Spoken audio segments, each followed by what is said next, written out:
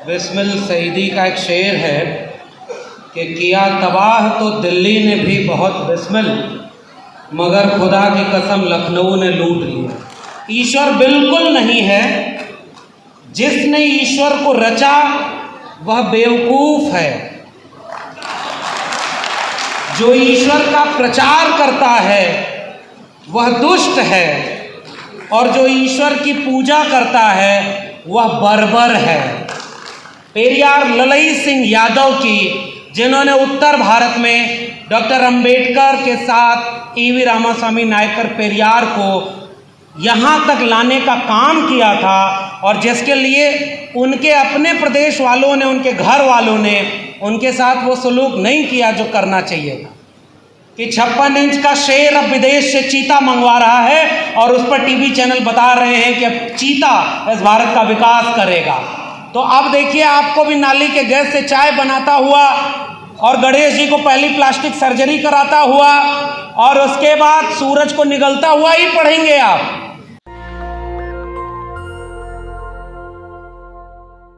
बिस्मिल सईदी का एक शेर है कि किया तबाह तो दिल्ली ने भी बहुत बिस्मिल, मगर खुदा की कसम लखनऊ ने लूट लिया।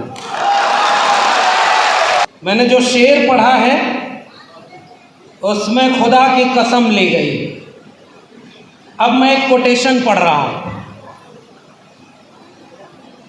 ईश्वर नहीं है, ईश्वर नहीं है, ईश्वर बिल्कुल नहीं है, जिसने ईश्वर को रचा वह बेवकूफ़ है।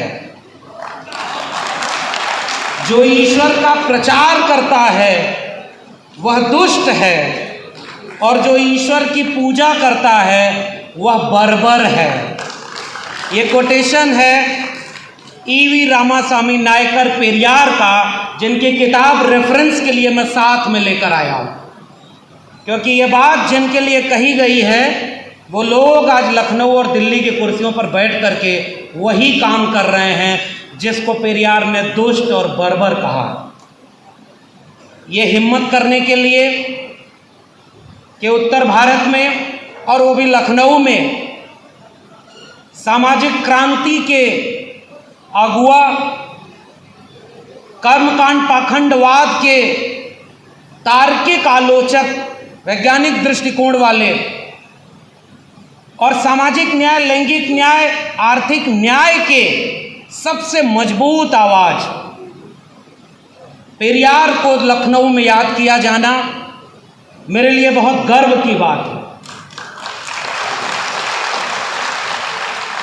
और ये गर्व की बात इसलिए है, कबीर साहब का एक दोहा याद आता है कि कहें कबीर जाए दा बही, और जबे से चेता तबे से सही।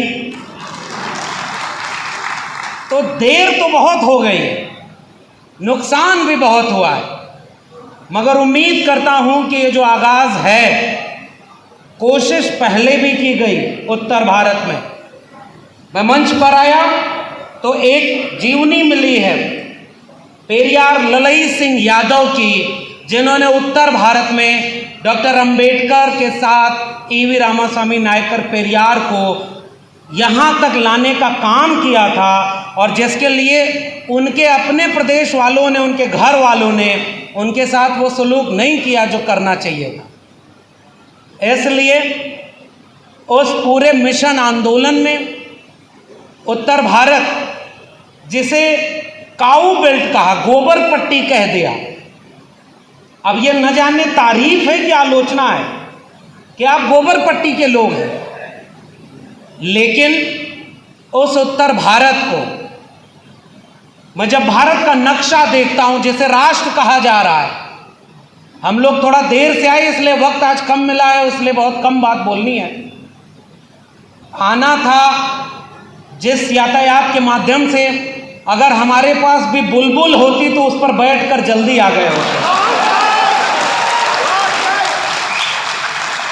अब ऐसे दौर में बात करना है कि 56 इंच का शेर अब विदेश से चीता मंगवा रहा है, और उस पर टीवी चैनल बता रहे हैं कि अब चीता इस भारत का विकास करेगा।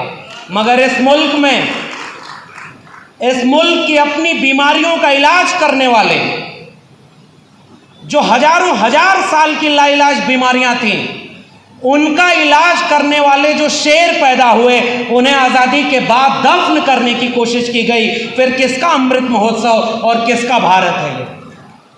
मेरा सवाल है, अक्सर हम उत्तर भारत के लोग ये सोचते हैं कि उत्तर भारत ही पूरा भारत है।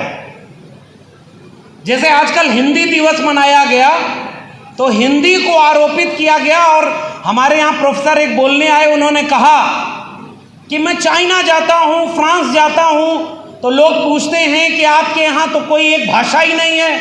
देखो, चाइना की चाइनीज़ है, फ्रांस की फ्रेंच है, आपके यहाँ हिंदी नहीं है, तो अब हमें हिंदी को इस देश की राष्ट्रभाषा बनाना चाहिए। आखिरी में मैंने उनसे कहा कि बिल्कुल ठीक है, आपको भी इस मिशन की शुरुआत तमिलनाडु से करनी चाहिए।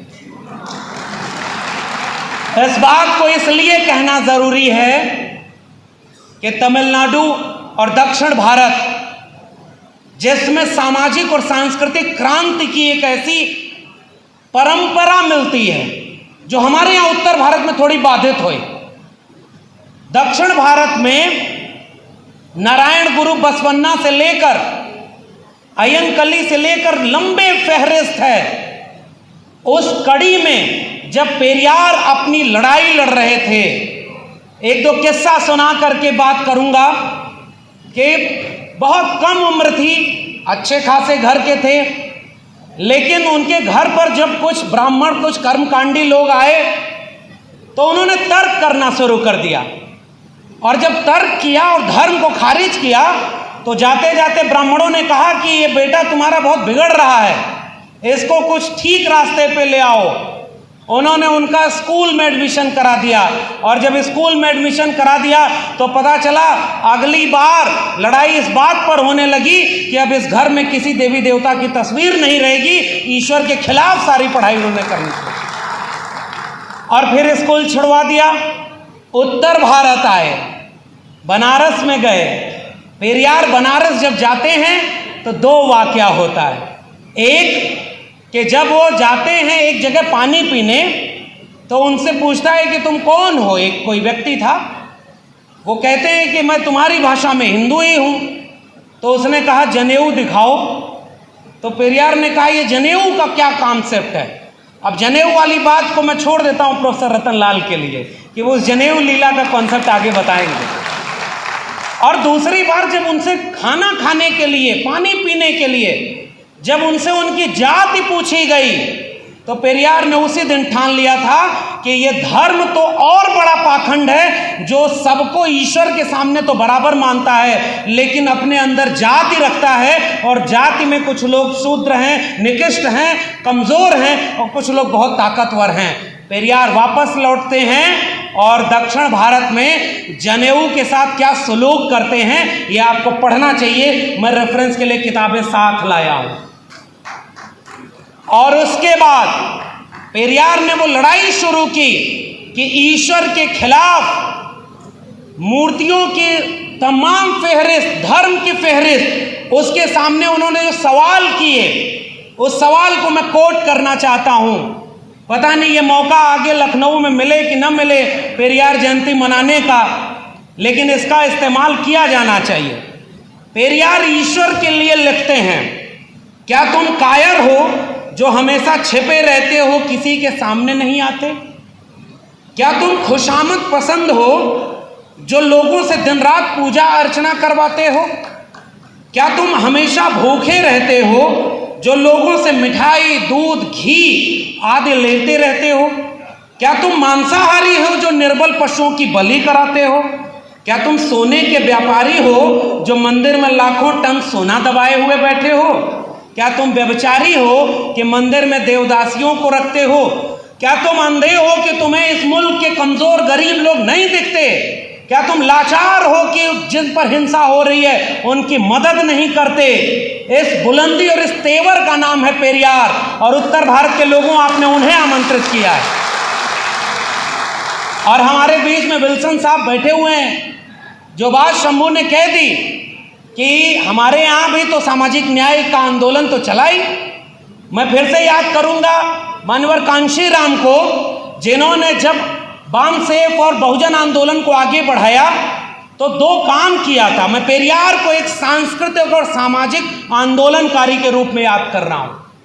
और उन्होंने जब उत्तर भारत में काम किया सर, तो Ambedkar on wheel and Periyar on wheel करके अंबेडकर मेला और पेरियार मेला लगाते थे।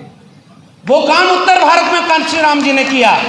मगर अफसोस यही है कि जब वक्त लड़ने का आया तो उनके वारिस लोग ये कहने लगे कि हमारी सरकार बनेगी तो राम मंदिर का काम और तेज हम करवाएंगे।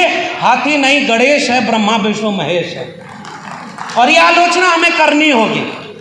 और हमारे दूसरी तरफ एक दूसरी पार्टी, जहां तो मैं अब क्या बोलूं, लखनऊ में हूं, आसपास उनके लोग होंगे, उन्हें भी सोचना चाहिए कि घर गंगा जल से क्यों धुलवाया और उसका क्या इलाज होगा, ये आपको भी सोचना चाहिए। मैं इशारे में अपनी बात कह रहा हूं, और चूंकि वक्त बहुत कम है, मैं जब पेरियार को याद कर रहा हूं तो इस मंच से एक अपील, एक गुजारिश करने आया हूं। राजनीतिक सत्ता बहुत महत्वपूर्ण होती है। 24 में चुनाव होने वाला है।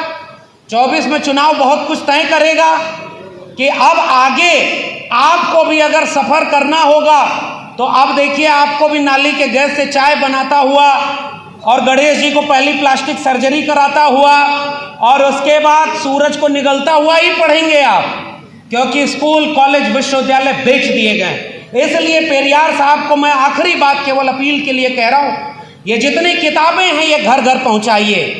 कोशिश की थी ललई सिंह जी ने, और सच्ची रामायण द ट्रू रीडिंग, आप राम के नाम पर पूरे देश में राजनीति कर रहे हो। वो पेरियार जिन्होंने सामाजिक और सांस्कृतिक मूवमेंट चलाया, सेल्फ डिग्निटी मूवमेंट चलाया, आत्मसम्मान आंदोलन के साथ ब्लैक शर्ट मूवमेंट चलाया। उस समय इस मुल्क में जब कुछ लोग सफेद कपड़े के नाम पर सादगी की बात करते थे, पेरियार ब्लैक शर्ट मूवमेंट चला करके आत्मसम्मान आंदोलन की बात करते हैं। इसलिए मुझे समाजवादी आंदोलन याद आता है, और उस समाजवादी आंदोलन में 100 से कम न 1000 से ज्यादा समाजवाद का यही तकाजा। वो जो समाजवाद था, जो डॉक्टर अंबेडकर का, लोहिया का, पेरियार का था, उसके बिना हमारी मुक्ति संभव नहीं है। दो बातें हैं मोटी मोटी, हमें चाहिए इज्जत रोटी। वो जो इज्जत का कॉन्सेप्ट था वो पेरियार की वजह से आया। और आज केवल ये समझा जाता है कि राजनीतिक सत्ता अगर आप हार गए तो आप कुछ नहीं कर पाएंगे। मैं ये कहना चाहता हूं कि पेरियार को जब भी मैंने पढ़ा, समझा, महसूस किया, विल्सन साहब हैं, अब आज लोग कहते हैं कि बहुत बुरा वक्त है, बोलो मत, जेल में डाल देंगे। आजकल जेल में डाला है, उमर खालिद जेल में है, खालिद सैफी जेल में है, प्रोफेसर हनी बाबू, प्रोफेसर आनंद तेलतुंबड़े जेल में है, और जो लोग बिल्किस बानो का बलात्कार किए वो बेल पे बाहर हो रहे हैं और उनको फूलमाला से स्वागत किया जा रहा है। ये लड़ाई तो सीधे विचारधारा की हो गई है, और इस विचारधारा में आप नहीं भी बोलेंगे तो मारे जाएंगे। और इसलिए मैं याद करता हूं, दक्षिण भारत में इसी दौर में जब उत्तर भारत से कुछ हुंकार भरी गई, तो जो पेरियार के वारिस के नायक थे, उन्होंने कहा कि mister Modi and mister Shah, हम आपको आंख में आंख डाल करके बताना चाहते हैं कि हमारे पास लीगेसी है, वो ईवी रामास्वामी नायकर पेरियार की लीगेसी है, और वो स्टालिन वहां पर काम कर रहे हैं। चाहे नीट में ओबीसी रिजर्वेशन की बात हो, चाहे 13 पॉइंट रोस्टर की बात हो, चाहे अभी मंदिर में पुजारी बनने की बात हो, और मंदिर के सारे, अभी मैं पढ़ रहा था इतिहास सर, जब वहां अन्ना की सरकार बनी 1967 से 70 के बीच का बात है, जब उत्तर प्रदेश में महामना राम स्वरूप वर्मा मनुस्मृति जला रहे थे और रामायण और रामचरितमानस का विरोध कर रहे थे, उस समय दक्षिण में अन्ना ने एक सरकारी आदेश पारित किया था कि चूंकि ये भारत के धर्म निरपेक्ष है, इसलिए किसी भी सरकारी ऑफिस में किसी देवी देवता की तस्वीर, मूर्ति नहीं होनी चाहिए, और उन्होंने सारी वापस करा दी। हमारे यहाँ तो ये हो रहा है कि अब हर विश्वविद्यालय को देवालय बना दो, राम मंदिर बन रहा है, काशी मथुरा बाकी है, वो भी काम शुरू हो गया है, आप लगे रहिए। इसकी चुनौती कौन देगा? कि डॉक्टर अंबेडकर ने अपनी पुस्तक एनिहिलेशन ऑफ कास्ट के आखिर में जाति के विनाश के लिए बहुत सारे सूत्र बताए हैं। उनमें एक सूत्र था रोटी बेटी का संबंध। पेरियार को याद करने का मतलब है हम अपने भीतर भी थोड़ा झांकें। उसी में सूत्र दिया डॉक्टर अंबेडकर ने कि पुजारियों का एग्जाम होना चाहिए, और वह एग्जाम स्टालिन साहब ने वहां करवा दिया है, और अब वहां की लड़ाई को उत्तर भारत ले आने की जरूरत है। अब हमारे यहाँ भी कुछ लोगों को ये समझाना होगा कि साहब नहीं कुछ कर रहे हो, आप परशुराम का परसा भी पकड़ रहे हो, आप मंदिर और हिंदू की बात कर रहे हो, फिर भी आपको सत्ता अगर नहीं मिली तो कुछ वादे कर दो।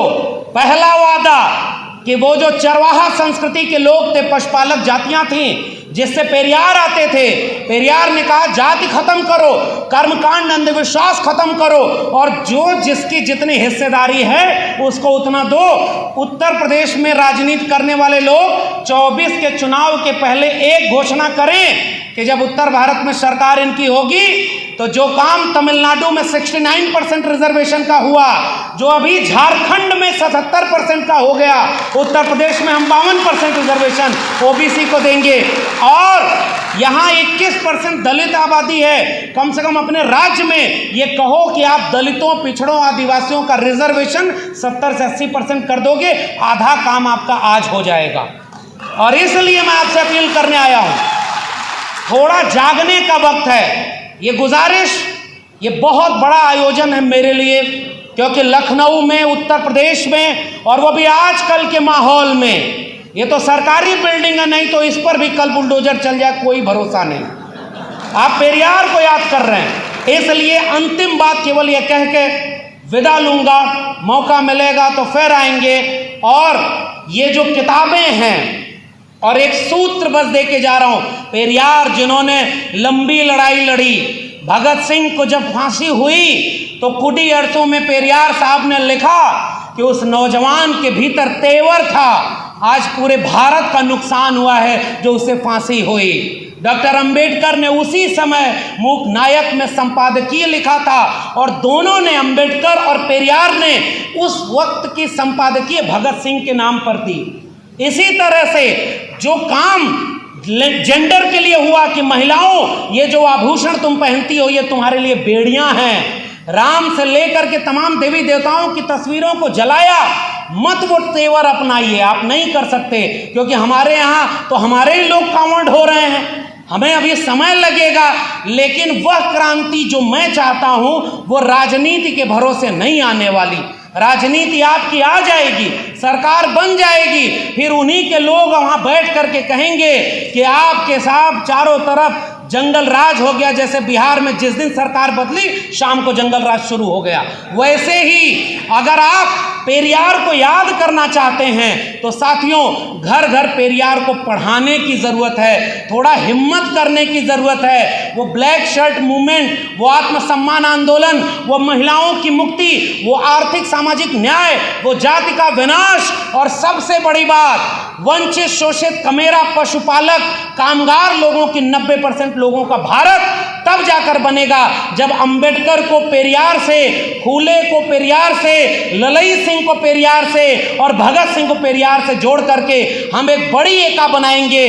तो वो बुलडोजर भी रुकेगा जो संविधान और मंडल कमीशन के ऊपर चल रहा है। आपने मुझे आमंत्रित किया, बहुत बहुत धन्यवाद। जय भीम, जय मंडल, संविधान जिंदाबाद, उल गुलाम जिंदाबाद, इंकलाब जिंदाबाद। नेशनल दस्तक की आपसे गुजारिश है कि अगर इसको बचाना चाहते हैं तो नेशनल दस्तक को सब्सक्राइब करने के लिए रेड कलर के सब्सक्राइब बटन को दबाएं, फिर बेल आइकन की घंटी दबाएं। नेशनल दस्तक को बचाने के लिए बहुत जरूरी है कि हर खबर को शेयर करें, लाइक करें, कमेंट जरूर करें।